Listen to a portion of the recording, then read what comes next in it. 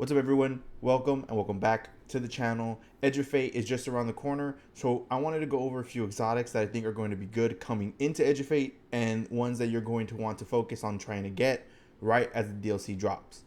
Now, if you didn't focus on getting your exotics a couple weeks back when it was double Nightfall rewards, in the coming days there are going to be some very popular Lost Sector farms where you could farm exotic engrams, and everyone in the community is going to be stacking these engrams not only in their postmaster but in on their character. Now you can take your time and use some of these engrams to randomly roll some exotics and hope you get some, or if you have the spare material and you're going to grind out all week, you could focus them directly. However, I don't recommend that. You definitely want to hold on to some of your engrams, and when Edge of Fate drops, just use the 801 tokens you're going to get to focus on specific exotic armor pieces you're going to want.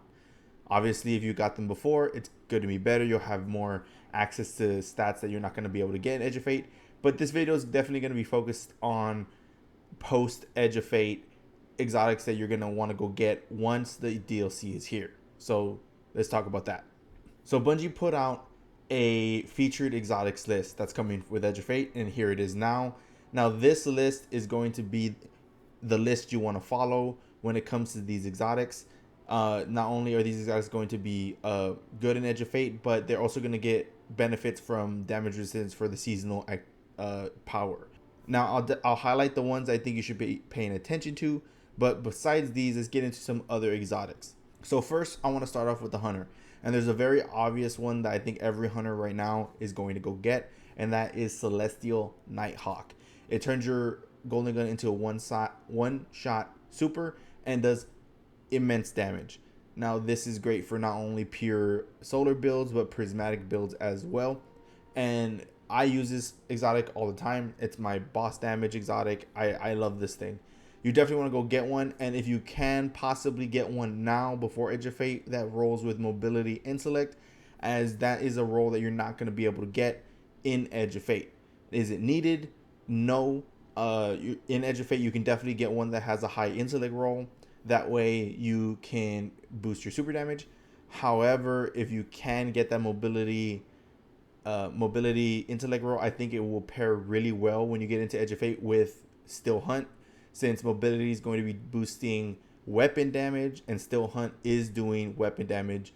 So you'll be able to boost not only your Still Hunt, but your Celestial, which is a great combo for every Hunter. Next, I want to talk about Foe Tracer. Foe Tracer buffs elemental damage as you do damage with a matching element type of your super. So say you throw your Art Grenade, Fourth Horseman is going to do more damage. It's a combo I used for Crota with Quick Fang, Fourth Horseman, and Gathering Storm. Foe Tracer is great for that, and it's something that I think you should definitely look into. It's not on the feature list, I believe, but it is something that boosts your damage just generally.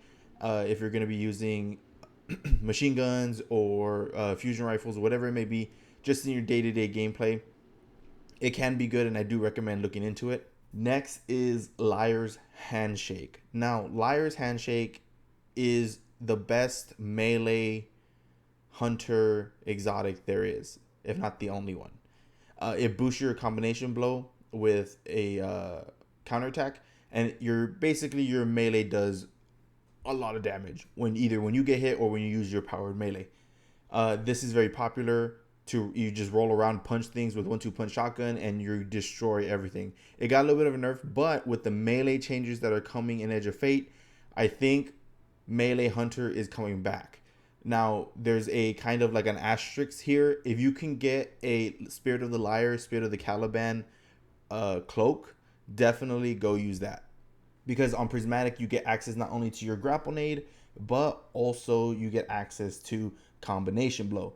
So if both are going to benefit from not only the grenade stat, but the melee stat like grapple, because you get your grapple grenade and your melee, that Spirit of the Liar, Spirit of the Caliban is going to go crazy. So there's kind of like a double exotic there. Spirit for sure for your pure arc, because it's going to be great.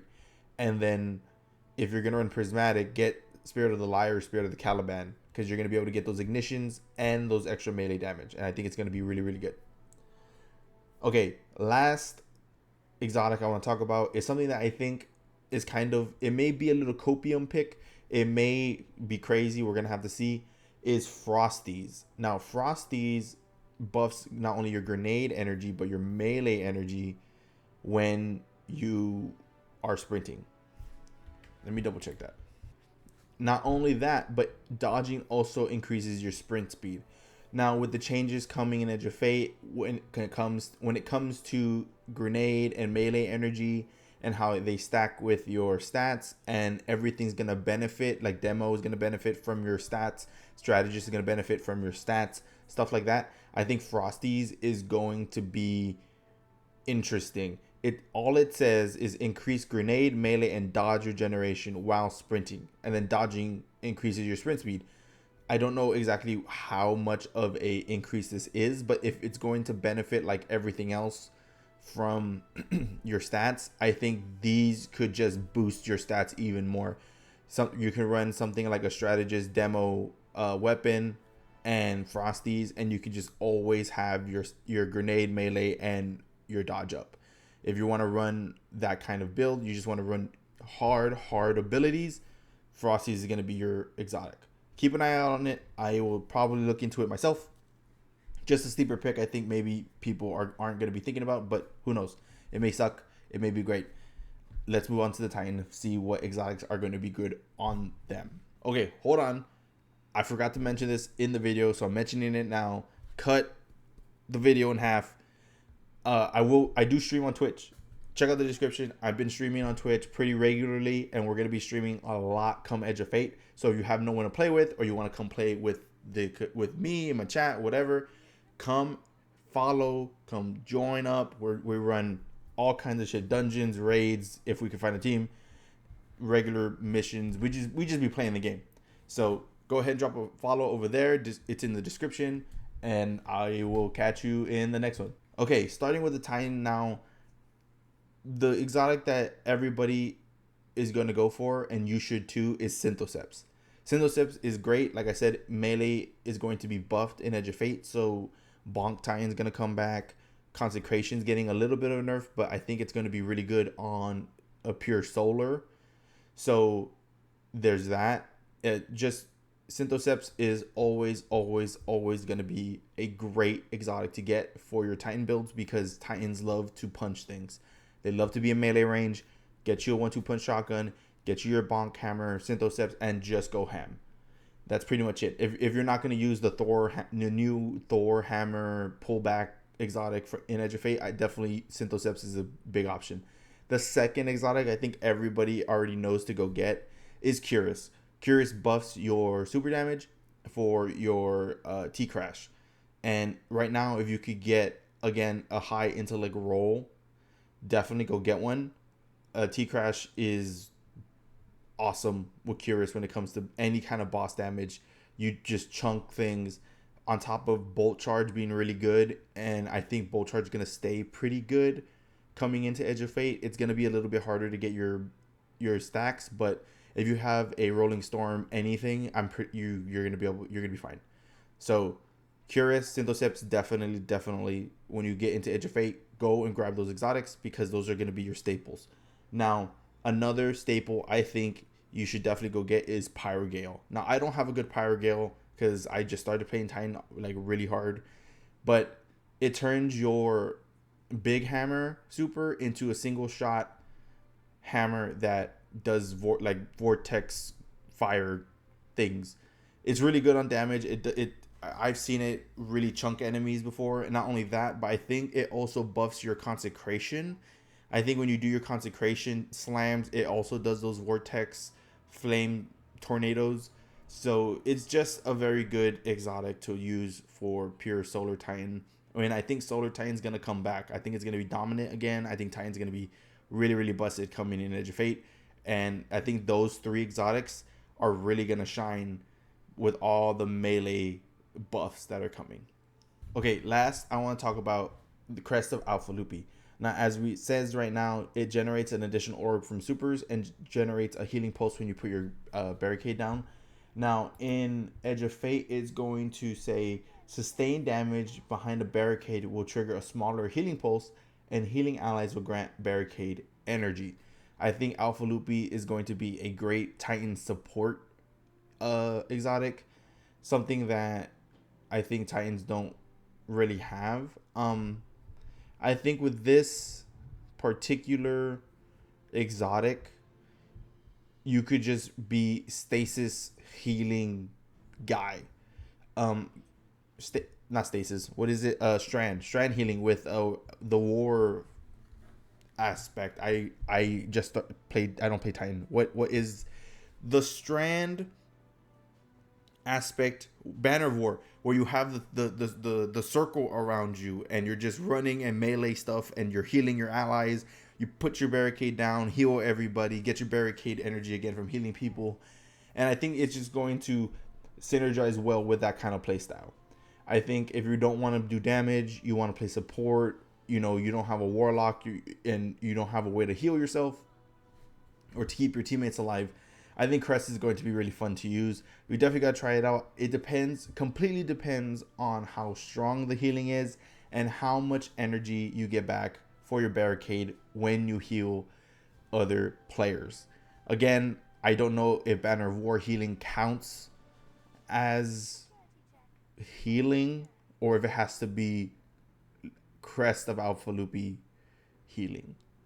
You know, it's all healing, if it's all healing that happens, then this is gonna be great. If it's not, it's only Lupi healing, then it's gonna suck. But we'll have to see. I think you keep your eye on it just in case, because who knows? It could be really good. It could suck. I don't know. Lastly is my warlocks. Warlocks, you're kind of in the same situation as everybody else. There are a couple exotics I think you should definitely get that everybody kind of knows. And one of those I feel like is Sanguine Alchemy and Speaker Sight. Now Sanguine is gonna buff your everything. It's gonna buff your damage as you do elemental damage. It's gonna just you stand in the rift, you do damage. Your rift pauses, you do more damage, over and over and over again. It's really good. It's gonna be great, and definitely go and get one of these. Now Speaker Sight also is great. You get your healing aid, turns into healing turret. You heal everybody. Your Omega support warlock, keep your team alive. It's fantastic. Those two are some that I think are going to be great in Edge of Fate. My personal pick that I didn't put on my list, but I'm going to mention it anyway, is Briarbinds. I love to play Void Warlock. I hardly like to play anything else. So Briarbinds is really fun for me because I like to run around, get the healing suck from all my little buddies, and then pick up one of my buddies and throw them somewhere else. I think that's really fun. But it's not really practical for team play, but it can be good. So if you want to do that, definitely go and check that out. The last two I want to talk about. One, I think everyone kind of knows, and the other one I think people have forgotten. One is Verity's. Verity's Brow is going to be really, really good. It's good now. It's going to be good in Edge of Fate. Weapon final blows with damage type matching your grenade, grant death arrows, and which provide grenade damage and grenade energy. When you have death arrows, you throw a grenade. Nearby allies gain greatly increased grenade registration, regeneration for a short time. Basically, you do damage that matches your super. You get grenade buff. You throw grenade throw makes grenades better for everyone. Got it? That's all it is. It's really good. It works really well with fusion aids, and I think just pretty much anything. I think fusion aids is what everyone uses because it's impact damage, but I think it's really good with everything else. Now my personal pick, besides Briarbinds, when it comes to warlocks, that if I play a warlock I'm probably going to be on, is actually Starfire Protocol. Now Starfire kind of got a nerf back in the day. I don't know, it was like 2 years ago I think, and it kind of fell off the face of the earth. However, Starfire is coming back, and I believe it's on the featured list, and I think because it's going to start benefiting from your stats if you build greatly into your grenade and your class ability stat, you're going to be just throwing nades left and right.